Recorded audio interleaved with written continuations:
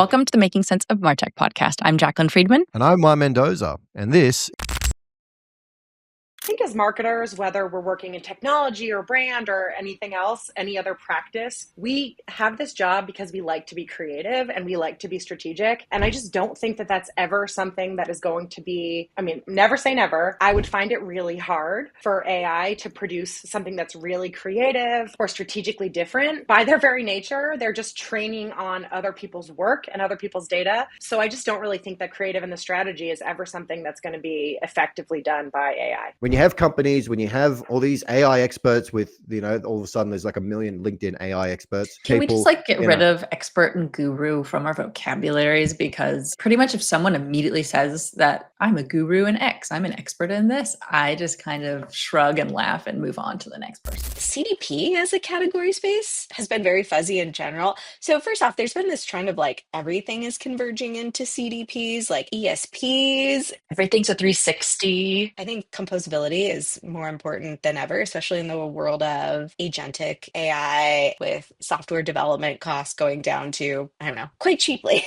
The build versus buy calculation has probably started to shift quite a bit. And so why would you buy an off-the-shelf solution with all these bells and whistles that you don't really need? So the composability piece is going to be more important than ever because people are going to have more opportunity to pick and choose the things they actually need for their business needs. Gut feeling plays so much bigger role, in my opinion, of hiring people than I think people are paying attention to. I think they get very focused on, especially remote hiring, by the way. I really am looking for curiosity in people. I've seen it in myself. I've seen it in great other people that we've hired. And so when you're very curious and you are constantly out trying to figure things out, or you ask really curious type questions or to go do discovery, it really shows the type of ambition that you have, because that's how people learn. At least that's how I learned, I should say. I feel like mail privacy protection really just put spotlight on the fact that opens are not a very reliable metric. So it's just kind of yeah, okay, cool. And so now it's almost become trendy to dunk on open rates and just say they're noisy, they're just trash. But despite the noise, bots, there's image preloading, there's privacy changes that are happening, they all are going to mess with your numbers. And that's true of clicks as well. That's even true of conversions. Attribution is messy. So open rates in my mind, especially when it comes to deliverability, are still very useful if you use them directionally.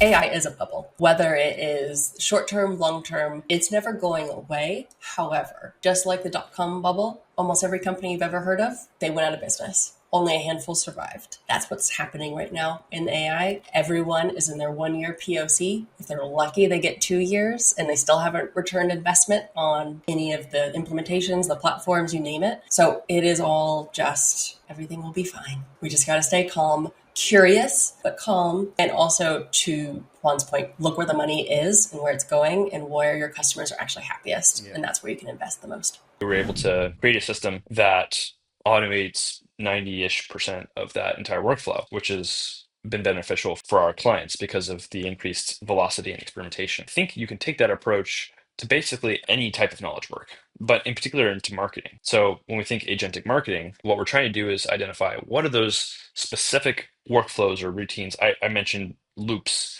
because I think most workflows are loops. At least in marketing, you have kind of the content operations to get something out, and then you have learnings that you bring back, and that informs content operations, and then that continues ad infinitum. This is applicable to not just web conversion optimization, but to paid media and to lifecycle marketing and to basically every part of the marketing stack. As a technology industry, especially in the SaaS business, we've really shifted just in the last few years, where it used to be grow at all costs, don't worry about margin. And that has shifted tremendously, where you need to be good stewards of money. You need to grow, but you need to grow efficiently. And so you think about that in the construct of marketing technology. How do you grow your user base, grow your engagement without asking for a bunch of more capital? And the way you do that is through an advanced technology. Salesforce know that novelty will always drive sales because they're very good at tapping into novelty and tapping into executive demand for new products, new ideas, new solutions each year. There is an angle there that it's smart product marketing in a way to continue to release new names and new novelty all the time, because we do have a salacious interest in novelty. Always working in this 70-20-10 rule that I say, which is 70% is run the business, 20% is going to be towards the future, and 10% is always experimental. If you continue to give your tech debt or your tech plans this 70-20-10 rule, you're always going to have that 10% that's looking in a very future forward way and continue to have that change percolate through your systems on an ongoing basis versus it coming at your doorstep like as a surprise. So balance for the future is very, very important. Always give to tech debt, very, very important. Right now, the race is with AI. I think it's going to become more proactive. I don't think it's just going to be a record keeper.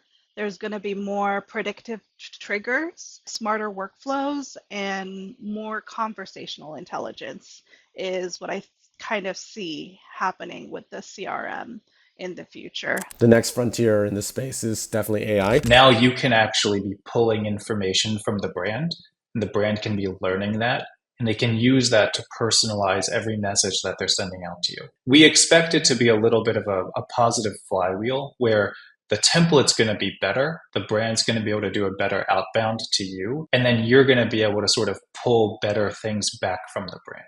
In terms of modularity, I want to be able to plug and play when needed and where needed because contracts are different timelines. How can marketing leaders ensure their use of AI respects privacy while still driving innovation?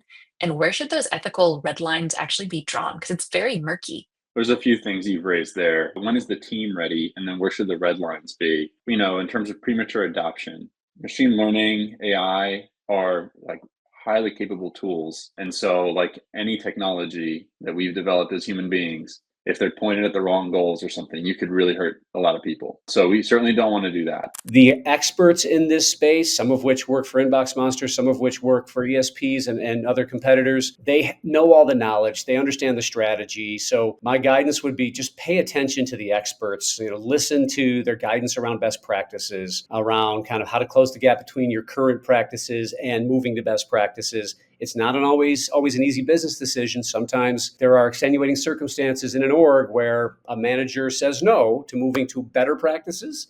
But ultimately, I think the experts are going to be the ones to continue to guide organizations. So listen to the experts. My advice, and I know it sounds silly, start small. Start by having the right tool. Don't feel that you need to plug in your 250 data points at once into this tool. Bring all the channels that you want to send through into this one tool. Have a few powerful, customer data points that you can use. And just take it from there. There's no magic to it. I think starting small and building off your expertise, your skills, what you learn, gets you to a results much quicker. One thing that I think people have to remember is that in-person events drive deeper trust. If you think about how we interact with a lot of brands today, in a lot of cases it's remote first, it's kind of digitally noisy. And so these in-person moments are now these premium ways in which you can build relationships. And you can't really replicate that through the other marketing channels that you might have set up today. People are more likely to remember the experiences that they have versus the nuts and bolts of the content that you're creating. I think the one big difference here is the unified data layer. So the thing that these companies are getting right is building a unified data layer that powers everything in that first-party data supply chain, right? We've talked about Salesforce today, but part of their challenge with acquiring